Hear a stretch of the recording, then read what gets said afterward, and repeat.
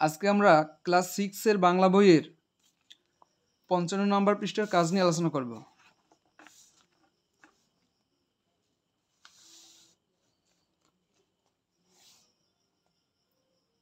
দেখো, এখানে অধ্যায়ের নাম হলো চতুর্থ অধ্যায়, চারপাশে লেখার সাথে পরিচিত হই।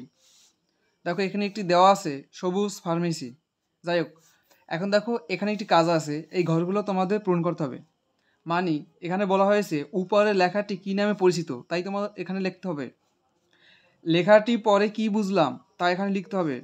এর ব্যবহার কি তা আমাদের এখানে লিখতে হবে। যাই হোক, আমরা এখন এই 3টি প্রশ্নের উত্তর কিভাবে দেব দেখো।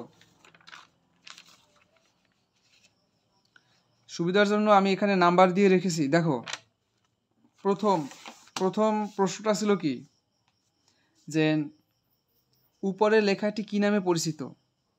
এই যেখানে বলা হয়েছিল উপরের লেখাটি কি নামে পরিচিত, এর উত্তর আমরা লিখতে পারি উপরের লেখাটি সাইনবোর্ড নামে পরিচিত।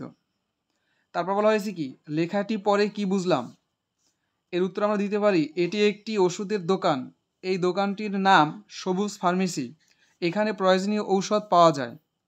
3 নম্বর প্রশ্ন, যদিও এখানে 3 নম্বর দেওয়া হয়নি, বোঝার জন্য আমি এখানে 3 নম্বর দিয়েছি। এর ব্যবহার কি, যাই হোক এর ব্যবহার কি, এর উত্তর আমরা দিতে পারি কোনো প্রতিষ্ঠান, সংস্থা, সংগঠনের নাম পরিচয় তুলে ধরার জন্য ব্যবহার করা হয়।